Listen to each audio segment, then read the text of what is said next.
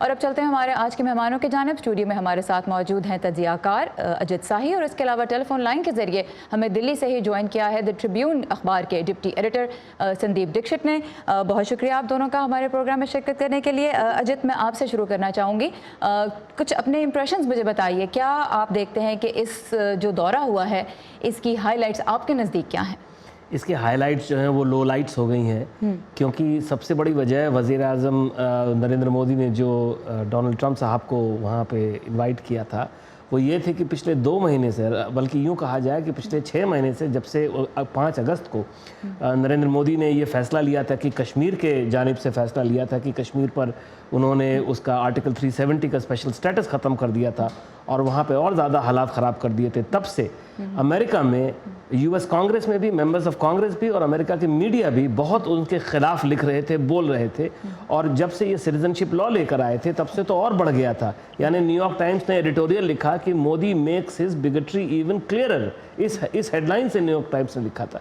तो मोदी साहब ने सोचा था कि अगर हम ट्रंप साहब को वहाँ बुलाएंगे तो एक इम्प्रेशन जाएगा कि देखो अमेरिका का जो प्रेसिडेंट है वो हमारे सपोर्ट में खड़ा हुआ है। लेकिन अब हो गया उल्टा, जैसे आपके कॉरेस्पॉन्डेंट ने अभी बताया कि कल से वहाँ पे ज़बरदस्त वायलेंस चल रहा है और सब एकदम क्लियर है कि ये वायलेंस कौन कर रहा है। ये वायलेंस मोदी जी की पार्टी जो बीजेपी है और उनका जो मूल ऑर्गेनाइजेशन है, जो बेसिक ऑर्गेनाइजेशन है आरएसएस, उसके लोग सड़क पे उतर के ये दंगा फसाद वहाँ पर कर रहे हैं। तो जो हाईलाइट है वो आपके नज़दीक अब लो लाइट बन गई है। संदीप दीक्षित, आप बताइएगा आपके क्या इंप्रेशंस हैं इस टूर के बारे में? इस टूर पे जैसे कि आपकी कॉरेस्पॉन्डेंट ने बताया, काम पहले से चल रहा था।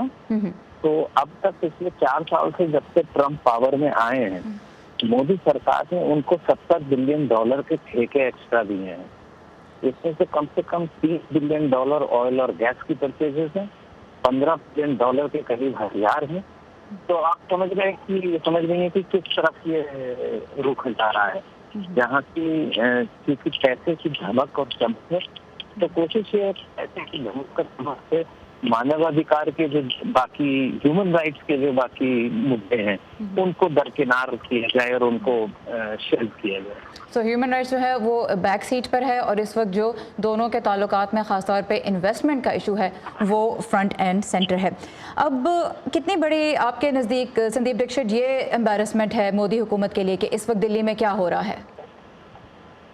दिल्ली में देखिए, एक तरफ तो हेडलाइन थी कि अब तक मेरे ख्याल से 9 या 10 हैं, एंड ये तो खैर हमें दुख बात है और शर्म की बात है कि 9 इंसान मर गए। पर साथ ही साथ ये दिल्ली के एक बहुत ही छोटे से कोने में हो रहा है। ये जहाँ ट्रंप वगैरह की विजिट चल रही है उससे काफी दूर हो रहा है और ये नेचुरली ये ट्रेंड्स जो हैं ये बहुत गलत हैं और ये हमारे देश के लिए बहुत गलत हैं। पर दोनों चीजें ही साथ चल रही हैं। अच्छा, अब थोड़ी सी हम बात करते हैं कि दोनों लीडर्स की दोस्ती तो हम देखते हैं, उसका मुजाहरा देखा ही हमने पिछले 36 आवर्स के दौरान। लेकिन जब इन्वेस्टमेंट की भी बात आती है तो एक रियलिटी ये है कि इंडिया और यूएस के दरमियान ट्रेड टेंशन्स हैं और हमने देखा कि टैरिफ्स भी लगाए गए और जो इंडियन वर्कर्स जहाँ पे काम करते हैं H1B वीज़ा पे आते हैं उनके लिए वीज़ा की जो रिक्वायरमेंट्स हैं वो भी स्ट्रिक्ट हो गई हैं। वर्कर्स की जो तादाद इंडिया से अमेरिका आने की जिसको इजाज़त मिलती है वो भी कम हो गई है। और सदर ट्रंप ने बार बार कभी मुस्कुराते हुए और कभी कह लें कि संजीदा अंदाज से ये बात की कि मोदी जी बहुत सख्त हैं या इंडिया हमें अच्छा ट्रीट नहीं करता। तो जब दोनों मुल्कों के ताल्लुकात की रियलिटी की बात होती है तो मोदी जी और सदर ट्रंप की दोस्ती से बढ़ के भी कुछ इश्यूज़ हैं, उनके ऊपर कितनी बात हो रही है? ये लीडर्स की दोस्ती अपनी जगह होती है, उसका उससे कोई लेना देना नहीं होता है, क्योंकि जो इश्यूज़ हैं आउटस्टैंडिंग इश्यूज़ हैं। और ट्रंप एडमिनिस्ट्रेशन को हमने पिछले 3 साल से ये देखा है कि इंडिया तो बहुत दूर की दोस्ती है, यूरोप को लेकर उन्होंने जो, और कनाडा को लेकर उन्होंने जो सबसे उनके करीबी दोस्त में से रहे हैं अमेरिका के ट्रेडिशनली, उनको लेकर भी उन्होंने टैरिफ्स की बात की है। उनके साथ बहुत टेंशन चल रहे हैं। यूरोप के साथ हमने नेटो के साथ देखा, पिछले 3 साल से ये चल रहा है ये। तो जो आउटस्टैंडिंग इश्यूज़ हैं, ट्रंप एडमिनिस्ट्रेशन का रवैया, इनका रुख जो है शुरू से ये रहा है कि टाइट करना है। प्रेसिडेंट ट्रंप ने कई बार बोला भी है कि हमको लोग, अमेरिका को लोग जो हल्के में लेते हैं और इसलिए हमको ज़्यादा पैसा देना पड़ता है। मुझे लगता है ये जो पर्सपेक्टिव है, पर जैसा अभी जो आपको दिल्ली से संदीप दीक्षित ने बताया, इशू ये है कि उनको सबसे ज़्यादा मोदी गवर्नमेंट को वैलिडेशन चाहिए, उनको अप्रूवल चाहिए, क्योंकि उनके अपने जो डोमेस्टिक इश्यूज़ हैं वो इतने ज़्यादा ख़राब हो गए हैं कि उनको इंटरनेशनल, ख़ासतौर से अमेरिका का वैलिडेशन चाहिए। इसलिए इंडिया कभी भी और मोदी गवर्नमेंट कभी भी उन इश्यूज़ पर बात नहीं करते जिन इश्यूज़ पर ट्रंप जो है वो एंटी, एक तरीके से ये कहा जा सकता है कि एंटी इंडिया उनकी अप्रोच हो जा रही है, अगर इंडिया के पर्सपेक्टिव से देखें। जहाँ से वो इंडिया से एग्री नहीं करते, जहाँ पे इख्तलाफात हैं। संदीप, हमारे साथी रतुल जोशी ने कहा कि एक कॉम्प्रिहेंसिव स्ट्रेटेजिक ग्लोबल पार्टनरशिप की फॉर्म दी जा रही है इंडिया और अमेरिका के ताल्लुकात को। उन्होंने कहा कि अभी क्लियर नहीं है कि क्या होगा। आपके ख्याल में क्या इसकी शक्ल निकलेगी, क्या मतलब है इससे?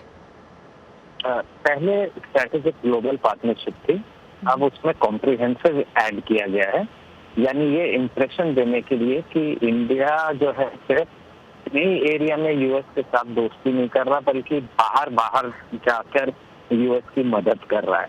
एक्चुअली ये जो स्टेटमेंट है ये ट्रंप को बड़ा अच्छा लगता होगा, क्योंकि ट्रंप की पॉलिसीज में 2 पिलर्स हैं।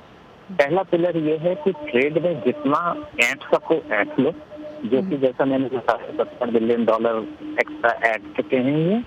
और दूसरा है कि डिफेंस में there will be no free lunches, हर देश अपना अपना एसेट कंट्रीब्यूट करेगा। तो इन दोनों चीजों को मद्देनजर रखते हुए इसको एलिवेट किया है स्ट्रेटेजिक ग्लोबल पार्टनरशिप में।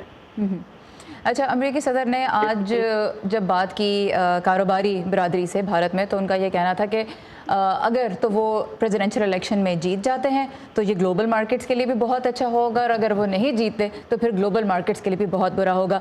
आप मुझे बताइए कि सदर ट्रंप की जीत भारत के लिए ज़रूरी है, क्या मानी रखती है अगर होती है तो? भारत तो देखिए पिछले हम 20 साल से देख रहे हैं कि भारत की रिलेशनशिप अमेरिका से बहुत इम्प्रूव हो रही है। और प्रेसिडेंट बिल क्लिंटन आए थे यहाँ पर, जॉर्ज डब्ल्यू बुश आए थे, बराक ओबामा आए थे, बराक ओबामा 2 बार आए, और अब ट्रंप गए हैं। तो अमेरिका का कोई भी सदर होगा, हिंदुस्तान से उसके रिश्ते हमेशा अच्छे ही रहेंगे और होने चाहिए भी। बट सवाल ये उठता है कि क्या जिसको हम शेयर्ड वैल्यूज़ बार बार कहते हैं, जो सदर भी अमेरिका के बार बार ये कहते हैं, और अमेरिका जो वज़ीर आज़म हो, अटल बिहारी वाजपेयी थे, मनमोहन सिंह थे, नरेंद्र मोदी खुद बार बार कहते हैं कि हमारी शेयर्ड वैल्यूज़ हैं, फ्रीडम की, जस्टिस की, लिबर्टी की। तो वो शेयर्ड वैल्यूज़ को उनको, अमेरिका को भी हिंदुस्तान को आईना दिखाना होगा कि आप शेयर्ड वैल्यूज़ तो आप नहीं दिखा रहे हैं इस समय, आप उसका निर्वाह उसको नहीं कर पा रहे हैं, आप उसको निभाइए कम से कम शेयर्ड वैल्यूज़ को। आप जिस किस्म का हमला कर रहे हैं मुसलमानों पर, आप उनके खिलाफ पूरी यूपी जो उत्तर प्रदेश जो है सूबा है, उसकी जो पुलिस ने 16 लोगों को गोली मार दी थी एक दिन में, अभी 2 महीने पुरानी बात है। वहाँ पे जो खवातीन हैं उन पर हमला किया जा रहा है जो सड़क पर बैठ के प्रोटेस्ट कर रही हैं। तो ये सब शेयर्ड वैल्यूज़ का हिस्सा तो बिल्कुल नहीं है।